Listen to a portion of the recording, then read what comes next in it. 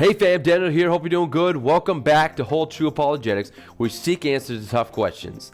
Last week we looked at the question, is Adam and Eve an historical couple through which all humanity come? Now we specifically looked at the biblical account. What is the biblical perspective of Adam and Eve? And if you haven't checked it out, I encourage you to check out last week's video.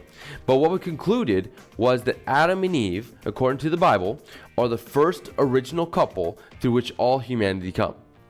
Now this week, we're looking at the scientific perspective. Now I'm not going to stand here and pretend to be a scientist, but I'm going to lean on those that are scientists and who have done research, years and years of research into this. Now the question before us is, according to the scientific perspective, is it possible that Adam and Eve are the originators of all humanity? Or in other words, saying, can we, all humanity, come from an original couple, scientifically? Now, molecular anthropologists are people that look into this. And molecular anthropologists, what do? They look at the variations in the DNA today. What we have variations in the DNA today among humanity. And they look and see, hey, what population does humanity have to come from in order for these variations to exist? And it is commonly assumed among scientists, it's commonly assumed that humanity comes from a population of about 10,000. And the way they get this number is they would look at the genetic variations, as I just mentioned, among humanity today and see, what is it possible to come from an original couple, or does it have to have a population size?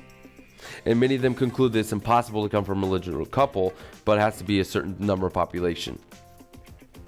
And Dennis Venema, whose name I might have messed up and I apologize, and Scott McKnight state that we descend from a population of thousands, not a single ancestral couple.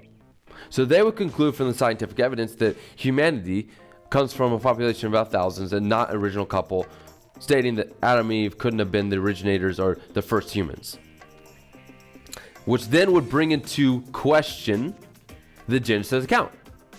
If this is true, if what they state and other scientists state is true, then the Genesis account of Adam and Eve is questionable at best. So we got to ask ourselves, what do we do? Is this true or is it not?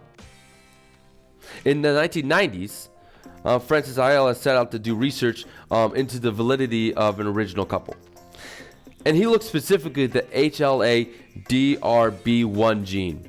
All right. And he looked to see at the diversity in this. He said, wanted to see what is the diversity in this gene to see what population does it have to come from, number of population has to come from. And he concluded that they're estimated there's about 32 separate versions or variations of the specific gene. And since there's 32 different versions or variations of this gene, he concluded that humanity has to come from a population of about 4,000, and sometimes they lean towards more, a minimum 4,000, up to about 100,000 people. And therefore, because there's great diversity in the HLA-DRB1 gene, humanity could not have come from an original couple like Adam and Eve, according to Francis Ayala. However, later in the 1990s, research was done by a research group called Bergstrom, who I probably messed up the name, but they did the same research, but concluded something very different. They did the same research, and instead of 32 variations or versions, they concluded there was only 7. All right, that starts bringing into question this conclusive statement that Ayala stated and other scientists.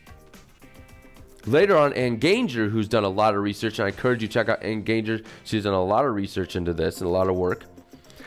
And she looked at the HLA region as a whole. And the reason she looks at the HLA region as a whole, because this is the most variant gene as a whole. And if there's too much variations among the human population, then it is hard to conclude that we come from an original couple.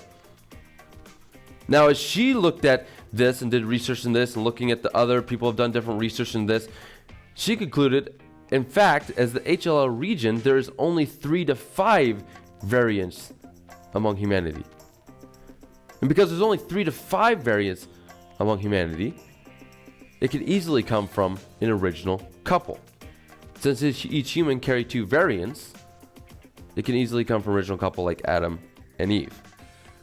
Gainger concluded that the genetic analysis indicated that the first couple is possible. At least it is fair to say that the HLA diversity cannot rule out the two first parents. So what do we see here? We see from first Ayala there was 32 variants. To later research done, there's only 7 variants. To now we see Gainger say there's only 3 to 5 variants, which can be easily seen that come from an original couple. They can easily come from an original couple. Additionally, molecular biologists observed that human beings display much less genetic diversity than other species, and there seems to be this genetic unity among human beings. And Hugh Ross and others conclude that humanity rose from a single location among a tiny population. Then he would also conclude from actually a single couple.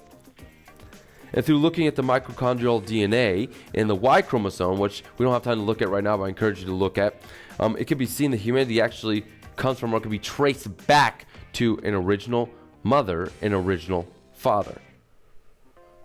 And this view is compatible with the Genesis account. This view is compatible with the original Adam and Eve as the original father and mother. And Gainger concludes that Adam and Eve have not been disproven by science, and those who claim otherwise are misrepresenting the scientific evidence. So what have we seen? We've seen it went from 32 variants in this specific gene to 7 to 3 to 5, from which the original couple can come from. This variance can come from an original couple.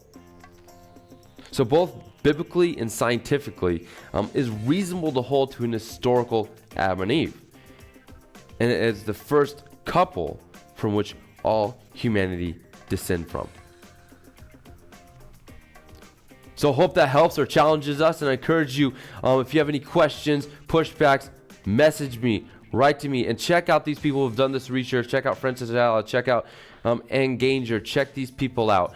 But what we see and what we conclude today, that both biblically and both scientifically, it is reasonable to hold to an historical Adam and Eve as the original couple through whom all humanity come. Well, I hope you guys have a good week, and I'll catch you guys next week.